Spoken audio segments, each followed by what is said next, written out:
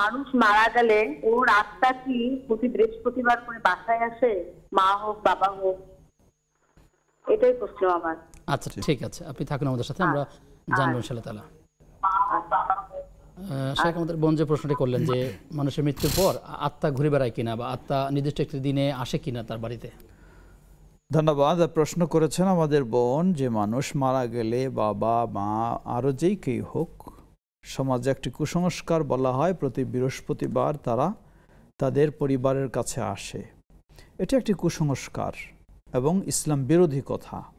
কখনো আত্মা ঘুরে আসে না বা ঘুরে বেড়ায় না। এটি সম্পূর্ণ অমুসলিমদের তথা হিন্দুদের কুসংস্কার একটা। এটি মুসলিমদের আকীদা বিশ্বাস হতে পারে না। তাই এই ধরনের আকীদা বিশ্বাস আমরা বর্জন করব। আর মৃত ব্যক্তি যারা, সর্বদাই আমরা তাদের জন্য দোয়া এবং তাদের পক্ষ থেকে যদি সাধ্য সামর্থ্য অনুযায়ী দান সদকা, সেগুলি ভালো কাজ করব আমরা।